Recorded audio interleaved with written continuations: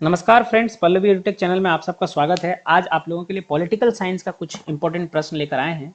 और political science की इसमें जितने भी प्रश्न संकलित किए गए हैं, जो भी प्रश्न लिए गए हैं, वो सभी प्रश्न आपको काफ़ी इंपॉर्टेंट हैं और सभी एग्जाम्स में बार बार रिपीटेडली आए हुए हैं। जैसे ये सभी प्रश्न आपको बीपीएससी में या किसी दूसरे यूपी पीसीएस, एमपी पीसीएस, सभी स्टेट पीसीएस में रिपीटेडली बार बार आए हुए हैं। एसएससी में, स्टेट एसएससी में, या एनटीपीसी, रेलवे एनटीपीसी में, या कोई भी पीएसयू का भी एग्जाम देंगे तो वहाँ पे ये क्वेश्चन बार बार रिपीट हुए हैं। तो इस प्रश्न को आप बार बार देखिए, 2 बार 3 बार देखिए, आपको याद हो जाएगा। और चैनल में देखिए, थोड़ा डिस्क्रिप्शन भी इसमें बताएंगे। तो चलिए देखते हैं आज का पहला प्रश्न क्या है। आज का पहला प्रश्न है, भारत का पहला विधि और न्याय का मंत्री है। यानी कि आपसे पूछा जा रहा है कि भारत का पहला विधि और न्याय मंत्री यानी कानून मंत्री कौन थे, लॉ एंड जस्टिस मिनिस्टर कौन थे। ऑप्शन हैं आपके, अशोक कुमार सेन, हंसराज खन्ना, भीमराव अंबेडकर, उनका पूरा नाम भीमराव रामजी अंबेडकर था, या अन्य। तो इस प्रश्न का सही जवाब है भीमराव रामजी अंबेडकर। भारत के पहले कानून मंत्री या विधि और न्याय मंत्री जिन्हें कहा जाता है, वो थे हमारे भीमराव रामजी अंबेडकर। इन्होंने ही ये संविधान सभा के प्रारूप समिति के अध्यक्ष थे। संविधान सभा बनाने में, भारत का संविधान बनाने में इनका प्रमुख योगदान था। तो ये बहुत इम्पोर्टेंट है कि संविधान सभा के, इसे आप लोग लिख लेंगे, संविधान सभा के प्रारूप समिति के प्रारूप समिति के अध्यक्ष भी यही थे। कौन थे? भीमराव अंबेडकर जी। संविधान सभा के प्रारूप समिति के अध्यक्ष भीमराव अंबेडकर, भारत का पहला कानून मंत्री भीमराव अंबेडकर, या विधि और न्याय मंत्री, लॉ एंड जस्टिस मिनिस्टर, ये भी भीमराव अंबेडकर ही थे। चलिए अब बढ़ते हैं आज के दूसरे प्रश्न की ओर। आज का दूसरा प्रश्न देखते हैं क्या है। प्रश्न है, लोकसभा का उम्मीदवार होने के लिए अल्पतम उम्र क्या है। यानी न्यूनतम उम्र, अल्पतम का मतलब न्यूनतम, ये सब शब्द को आप लोग ध्यान देंगे। अल्पतम, या इसको हम लोग कह सकते हैं न्यूनतम, या कम से कम कितनी उम्र होनी चाहिए, न्यूनतम कम से कम कितना उम्र होना चाहिए लोकसभा का उम्मीदवार होने के लिए। तो इस प्रश्न का सही जवाब है ए, 25 वर्ष। लोकसभा का उम्मीदवार होने के लिए कम से कम 25 वर्ष की आयु होना अनिवार्य है। और यही उम्र प्रधानमंत्री के लिए भी है। प्रधानमंत्री का उम्मीदवार हो, चूंकि प्रधानमंत्री वही बन सकते हैं जो लोकसभा का या सांसद जिसको बोलते हैं, लोकसभा का उम्मीदवार होने के लिए इंपॉर्टेंट है। क्योंकि लोकसभा का जो उम्मीदवार होता है वही प्रधानमंत्री बन सकता है, जो लोकसभा में जीता हुआ सांसद है। तो लोकसभा में जीतने के लिए, लोकसभा सांसद बनने के लिए 25 वर्ष न्यूनतम आयु है। तो प्रधानमंत्री के लिए भी कितना होगा न्यूनतम उम्र? प्रधानमंत्री के लिए न्यूनतम उम्र, प्रधानमंत्री बनने के लिए न्यूनतम उम्र 25 वर्ष। अगर राष्ट्रपति के लिए पूछा जाए कि न्यूनतम उम्र कितना है, तो क्या जवाब देंगे? तो राष्ट्रपति के लिए न्यूनतम उम्र हो जाएगा 35 वर्ष। राष्ट्रपति के लिए न्यूनतम उम्र 35 वर्ष। अगर यहाँ तो लोकसभा के लिए पूछा है, राज्यसभा के लिए, राज्यसभा पूछा जाए तो उसका क्या बोलेंगे? तो राज्यसभा का उम्मीदवार होने के लिए न्यूनतम 30 वर्ष। ये सब याद रख लेंगे, बहुत इंपॉर्टेंट प्रश्न है। यहाँ से आपको पता चल गया, लोकसभा के लिए 25 वर्ष, प्रधानमंत्री के लिए भी 25 वर्ष, राष्ट्रपति के लिए 30 वर्ष, जबकि राज्यसभा का उम्मीदवार होने के लिए, राष्ट्रपति के लिए 35 वर्ष और राज्यसभा के लिए 30 वर्ष। चलिए बढ़ते हैं अगले प्रश्न की ओर। अगला प्रश्न है तीसरा, योजना आयोग कब बनाई गई? ऑप्शन है ए 1945, बी 1950, सी 1947, या डी 1960। तो इस प्रश्न का सही जवाब है योजना आयोग 1950 में बनाई गई। कब बनाई गई? योजना आयोग 1950 में बनाई गई। अगर आपसे डेट पूछा जाए तो ये होगा 19 मार्च 1950 को। योजना आयोग कब बनाई गई? 19 मार्च 1950 को। सॉरी, ये गलत डेट है, 15 मार्च होगा यहाँ पे। 19 मार्च पता नहीं क्यों मेरे दिमाग में आ रहा है। ये हो जाएगा आपका 15 मार्च। 15 मार्च 1950 को योजना आयोग बनाई गई। अगला प्रश्न देखते हैं आज का। योजना आयोग का प्रतिस्थापना किस से हुआ है? यानी योजना आयोग का प्रतिस्थापना यानी योजना आयोग को चेंज किया, उसके जगह पे क्या आया है अभी? क्या केंद्र आयोग आया है, मुखर्जी आयोग आया है, नीति आयोग आया है या अन्य? तो इस प्रश्न का सही जवाब है नीति आयोग। योजना आयोग के जगह पे अभी नीति आयोग आया है। ये नीति आयोग कब आया है, इसका डेट कब है? तो 1 जनवरी 2015 को प्रधानमंत्री नरेंद्र मोदी ने इसे शुरू किया है। नरेंद्र मोदी की सरकार में पहली बार उनकी जब सरकार बनी थी 2014 में, तो उन्होंने योजना आयोग को बदलकर योजना आयोग के जगह पर नीति आयोग को लाया है। तो ये डेट पूछा जा सकता है आपको, योजना आयोग का डेट आपको पता चल गया 15 मार्च 1950। अब योजना आयोग के जगह पे जो आया है वो नीति आयोग है 1 जनवरी 2015 को। चलिए अगले प्रश्न की ओर बढ़ते हैं। अगला प्रश्न है, ये वही प्रश्न है, सेम रिपीट हो गया है, सी होगा। अगला प्रश्न है, ये देखिए प्रश्न है, नीति आयोग कब बनाई गई? अभी हमने आपसे ये आपको बताया है, उसके एक्सप्लेनेशन है पिछले प्रश्न के। 1 जनवरी 2015 को नीति आयोग बनाई गई है ना। नीति आयोग 1 जनवरी 2015 बनाया गया।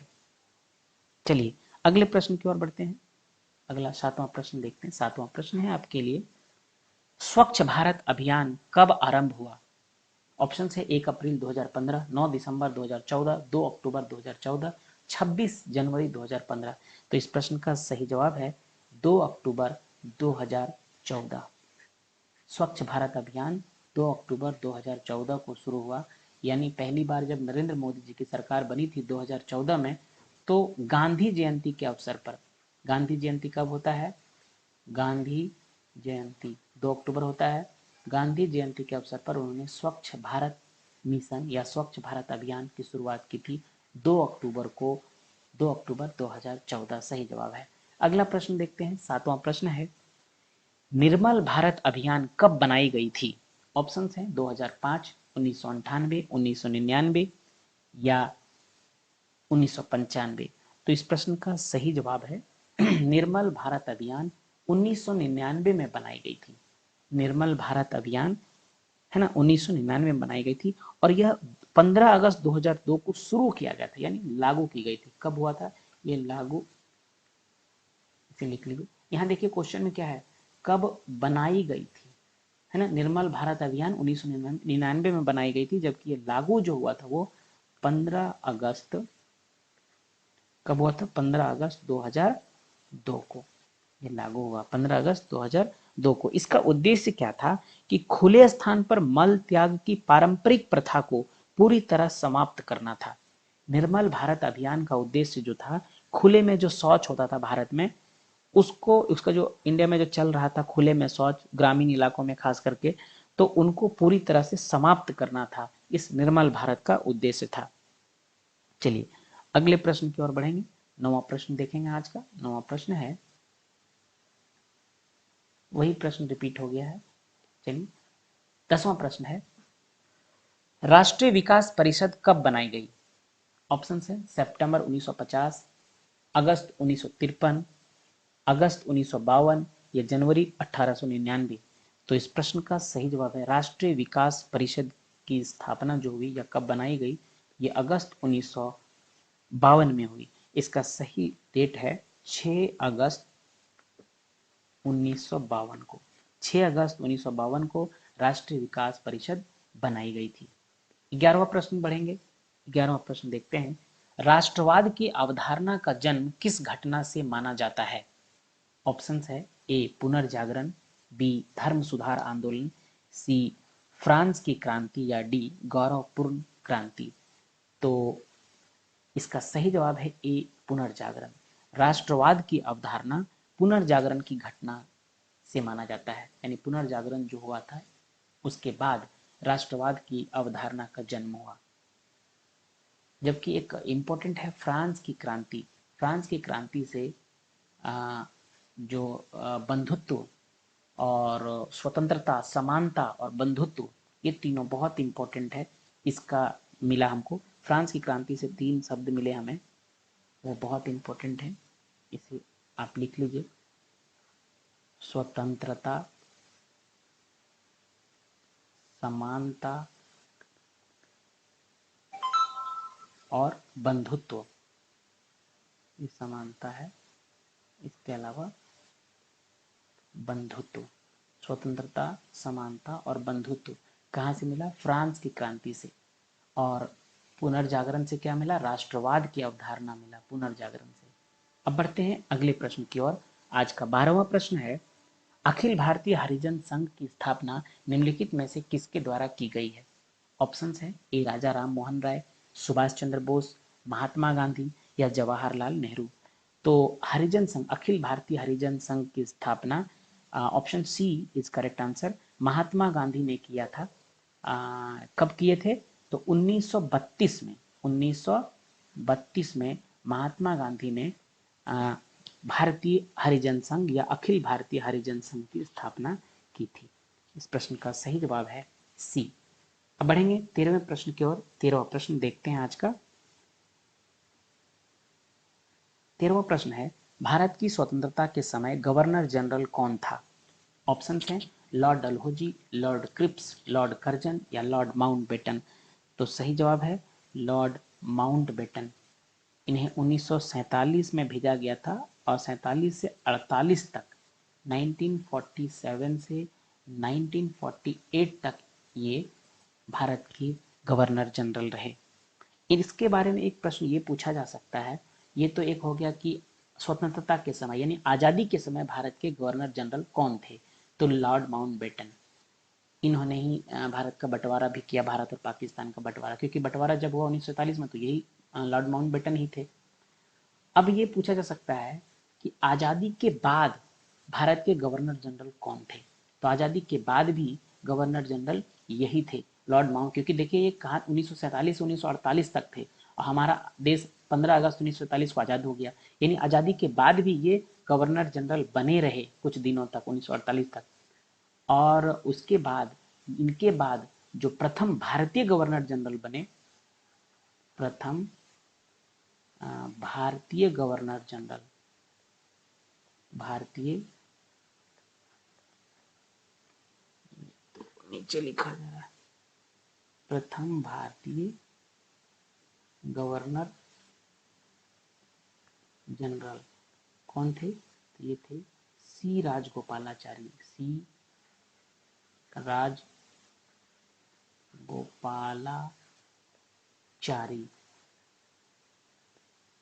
सी राजगोपालाचारी। ये थे प्रथम भारतीय गवर्नर जनरल। ये भारतीय थे जो माउंटबेटन के बाद ये बने, और उसके बाद इनके बाद फिर कोई गवर्नर जनरल नहीं बने, यही प्रथम थे, यही आखिरी थे। इनके बाद इनका स्थान भारत राष्ट्रपति ने ले लिया। तो ये प्रथम और आखिरी गवर्नर जनरल थे भारतीय। और ये तो आपका प्रश्न के अनुसार आंसर है लॉर्ड माउंटबेटन, जो भारत की स्वतंत्रता के समय गवर्नर जनरल थे। अब अगले प्रश्न की ओर बढ़ते हैं। अगला प्रश्न है, रिपीट है, अगला प्रश्न है, अखिल भारतीय ट्रेड यूनियन कांग्रेस के प्रथम अध्यक्ष थे? ऑप्शन है, दीवाना चमनलाल, लाला लाजपत राय, स्वामी सहजानंद या जवाहरलाल नेहरू। तो इस प्रश्न का सही जवाब है, अखिल भारतीय ट्रेड यूनियन कांग्रेस के प्रथम अध्यक्ष जो थे वो थे लाला लाजपत राय। इस प्रश्न का सही जवाब है बी, लाला लाजपत राय। अगला प्रश्न देखेंगे, 16वां प्रश्न, भारतीय राष्ट्रीय कांग्रेस का प्रथम अध्यक्ष कौन था? ऑप्शन है, डब्ल्यू सी बनर्जी, मोतीलाल नेहरू, वल्लभ भाई पटेल, ये सी क्यों लिखा गया है, वल्लभ भाई पटेल, या बी में है दादा भाई नौरोजी। तो इस प्रश्न का सही जवाब है डब्ल्यू सी बनर्जी। इनका नाम क्या था? व्योमेश चंद्र बनर्जी। व्योमेश चंद्र बनर्जी जो थे वो भारतीय राष्ट्रीय कांग्रेस के प्रथम अध्यक्ष थे। अच्छा, इनकी स्थापना कब हुई थी? कांग्रेस की स्थापना कब हुई थी? तो स्थापना हुई थी, भारतीय राष्ट्रीय कांग्रेस की स्थापना हुई थी, ये डेट बहुत इंपॉर्टेंट है, बार बार प्रश्न में आते हैं। 28 दिसंबर, कब हुआ था? 28 दिसंबर 1885 को, 28 दिसंबर 1885। ये डेट लगभग सभी जानते हैं, कुछ नहीं जानते तो आप याद करिए। और इसमें इंपॉर्टेंट है कि कहाँ हुआ था, तो बंबई में हुआ था। ये भी बहुत लोग जानते हैं। अब जो नहीं जानते हैं कुछ लोग, वो देखिए क्या है, बंबई में कहाँ हुआ था। तो जो कॉलेज था वो था गोकुल दास तेजपाल संस्कृत महाविद्यालय। ये देखिए, ये इंपॉर्टेंट है, लिख लीजिए, गोकुल दास, एग्जैक्ट जो जगह था, गोकुल दास संस्कृत, गोकुल दास तेजपाल है इनका पूरा नाम, गोकुल दास तेजपाल संस्कृत महाविद्यालय, गोकुल दास तेजपाल संस्कृत महाविद्यालय,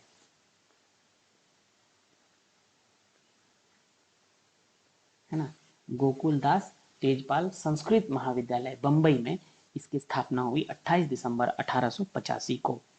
और कितने प्रतिनिधि थे, तो उसमें 72 प्रतिनिधियों ने भाग लिया था, 72 प्रतिनिधियों ने भाग लिया था। स्थापना करने के समय में 72 प्रतिनिधियों ने भाग लिया। ये भी क्वेश्चन बार बार आते हैं, इसे भी आप लोग याद रखिए, 72 प्रतिनिधियों ने भाग लिया था।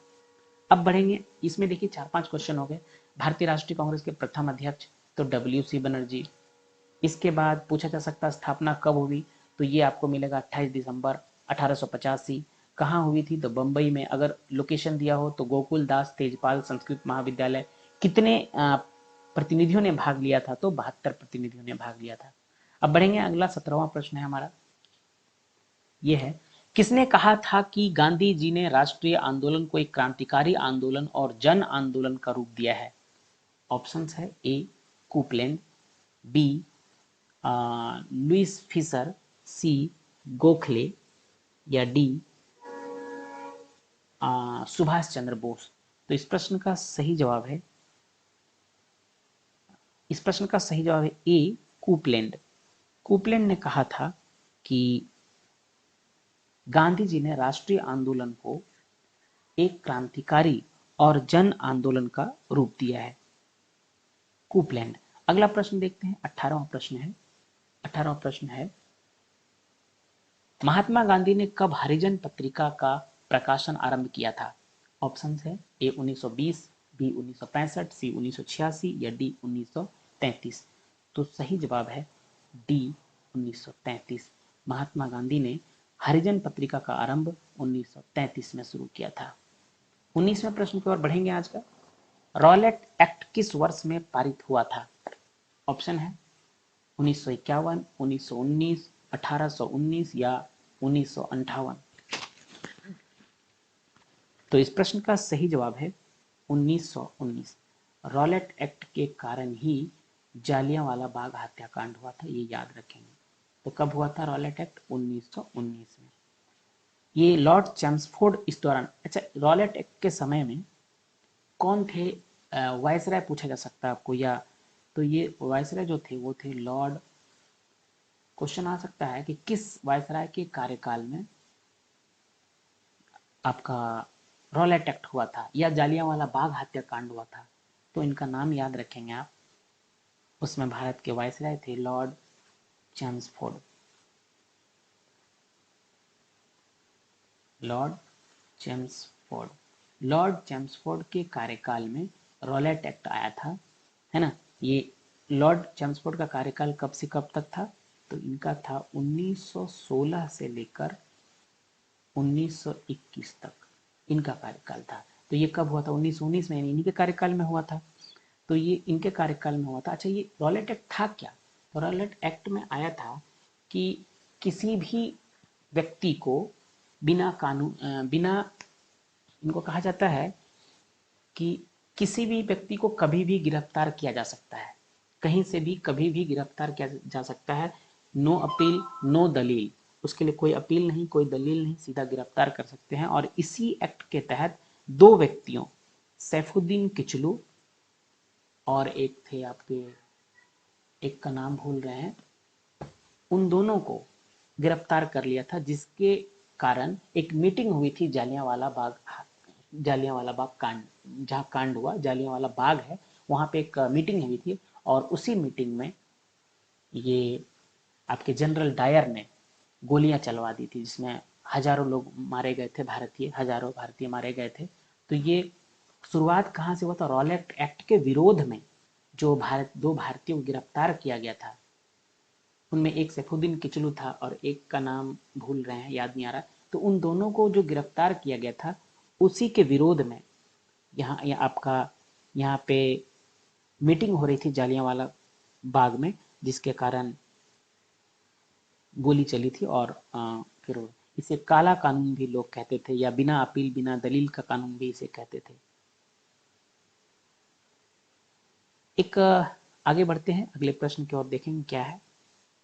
अगला प्रश्न देखिए, स्टेफर्ड क्रिप्स किस दल समूह का था?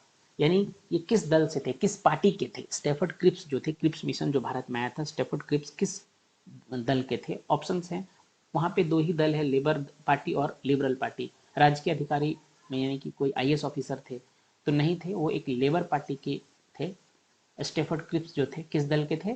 तो लेबर पार्टी के थे। ये बहुत इंपॉर्टेंट है इनको जानना, लेबर पार्टी के थे वो स्टेफर्ड क्रिप्स। अब 21वें प्रश्न की ओर बढ़ेंगे। 21वां प्रश्न है, सुभाष चंद्र बोस ने अंग्रेजों के विरुद्ध अपना आंदोलन कहां से आरंभ किया था?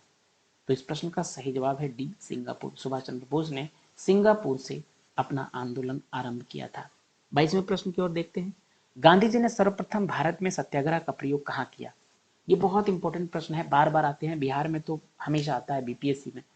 क्या है ऑप्शन? खेड़ा में, अहमदाबाद में, चंपारण में, इनमें से कोई नहीं। आपको पता है अगर बिहार में बार बार आता है तो बिहार से ही होगा। तो इस प्रश्न का सही जवाब है सी, चंपारण में। गांधी जी ने सर्वप्रथम भारत में सत्याग्रह का प्रयोग बिहार के चंपारण जिले में कब किया था? 1917 में।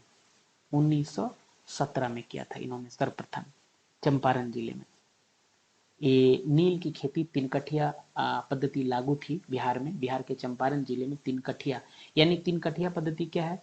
जिसमें से 20 में से 3 कट्ठे में आपको नील की खेती करनी होती थी। और इसमें प्रॉब्लम क्या था कि नील की खेती, जिस जमीन पर नील की खेती हो जाती थी, वो खेत वापस बर्बाद हो जाता था, वहां दोबारा कोई और फसल नहीं हो पाता, वो जमीन बंजर हो जाती थी। तो कोई भी आदमी अगर 20 कट्ठा है, उसमें से 3 हम नील की खेती एक बार कर दिए, अब वो में हमारी जमीन खत्म हो गई, बंजर हो गई, तो फिर दोबारा करेंगे और 3 कट्ठा खत्म हो जाएगा। तो इसलिए ये तीन कठिया पद्धति, ये पूछा जाता है तीन कठिया पद्धति में कितना पे खेती होता था नील का? तो 20 में से 3 पे नील का खेती होता था। ठीक है। इसके बाद पूछा जाएगा आपसे कि इसी के विरोध में किसानों ने आंदोलन किया था, तो उस आंदोलन के नेतृत्व किए थे महात्मा गांधी जी ने चंपारण में, और ये सत्याग्रह तरीके से किए थे आंदोलन। इसलिए इन्होंने अपना पहला शुरुआत अफ्रीका से वापस आने के बाद 1915 में महात्मा गांधी अफ्रीका से वापस आए थे। एक साल पूरा भारत भ्रमण किए थे। गोपाल कृष्ण गोखले उनके गुरु थे महात्मा गांधी के। उन्होंने कहा था, उनके कहने पर पूरे भारत को समझा, जाना, पूरे भारत का भ्रमण किया, और 1917 में बिहार से, बिहार के चंपारण जिले से उन्होंने अपना आंदोलन प्रारंभ किया। चलिए 22वें प्रश्न की ओर बढ़ेंगे। 22वां प्रश्न देखते हैं, भारत छोड़ो आंदोलन कांग्रेस ने कब शुरू किया था? ऑप्शंस हैं 1935, 1950, 1947 या 1942। तो इस प्रश्न का सही जवाब है डी, 1942। सभी लोग जानते हैं कि 8 अगस्त 1942 को, 8 अगस्त 1942 को भारत छोड़ो आंदोलन प्रारंभ हुआ था, और 9 अगस्त को ही भारत के प्रमुख नेताओं को जेल भेज दिया गया था पकड़ के, जिसमें सभी लोग थे, महात्मा गांधी लोग थे, जवाहरलाल नेहरू थे, राजेंद्र प्रसाद थे। इन सबों को 9 अगस्त को ही जेल भेज दिया गया था। तो भारत छोड़ो आंदोलन कांग्रेस ने कब शुरू किया गया था? कब शुरू किया था? 8 अगस्त 1942 को। डेट याद रखेंगे, काफी इंपॉर्टेंट डेट है। चलिए 23वें प्रश्न की ओर बढ़ेंगे आज का। 23वां प्रश्न है, महात्मा गांधी के असहयोग आंदोलन के दौरान किसने अपनी वकालत छोड़ दी? ऑप्शन है मोतीलाल नेहरू, जवाहरलाल नेहरू, मदन मोहन मालवीय, या इनमें से कोई नहीं। ध्यान रखेंगे क्वेश्चन में है महात्मा गांधी के असहयोग आंदोलन के दौरान, असहयोग आंदोलन के दौरान, तो काफी लोगों ने छोड़ा। यहाँ ऑप्शंस में जो है उनमें से आपके हो जाएंगे मोतीलाल नेहरू, मोतीलाल नेहरू ने छोड़ दिया था। हालांकि जवाहरलाल नेहरू ने भी छोड़ा था उस दौरान। तो इस प्रश्न का सही जवाब इसमें तो दोनों हो जाएगा, मोतीलाल नेहरू और जवाहरलाल नेहरू दोनों छोड़ते। आप साइड में नाम लिखिए कि असहयोग आंदोलन के समय में किन लोगों ने अपनी वकालत छोड़ दी थी। तो उनमें से थे, देखिए, सी आर दास, चितरंजन दास भी इनको कहते हैं, सी आर दास।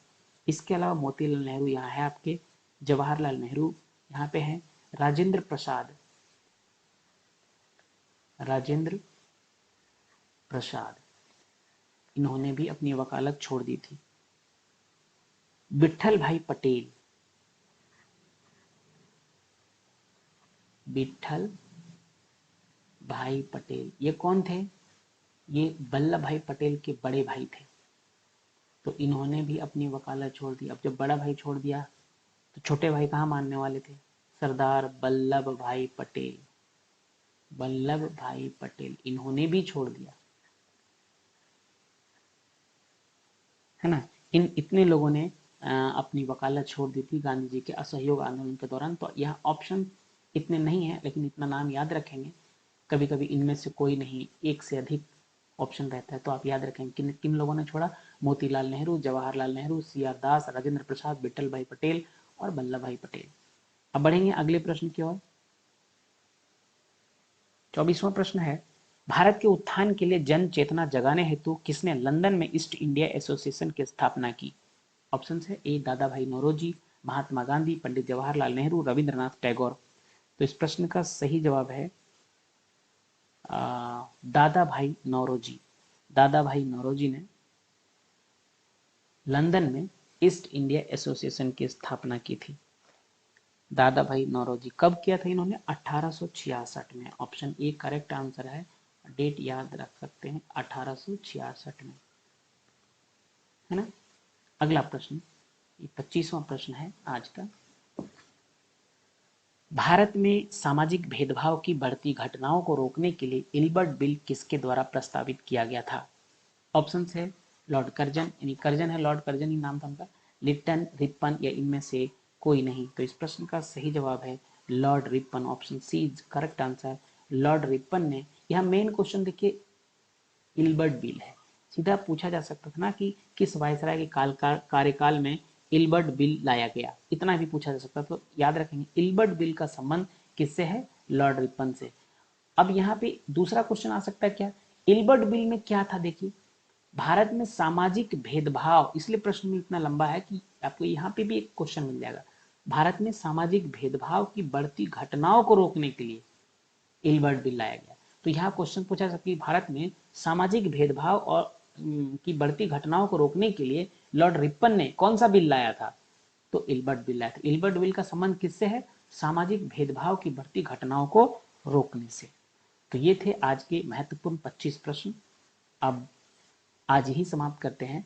नेक्स्ट डे अगले दिन कुछ और प्रश्न के साथ आएंगे। हमारे चैनल को सब्सक्राइब कीजिए, शेयर कीजिए, अपने दोस्तों में शेयर कीजिए। इसमें physics, chemistry, maths, biology, English सभी इसमें आएंगे। अभी धीरे धीरे आप चैनल पे, अभी नया चैनल है, चैनल को ग्रो हो रहा है धीरे धीरे। अगर इसमें जितने भी सब्सक्राइबर हमारे बढ़ते जाएंगे, इसमें काफ़ी अच्छे कंटेंट मिलेंगे आपको। चैनल को सब्सक्राइब कीजिए और देखते रहिए चैनल को। जय हिंद,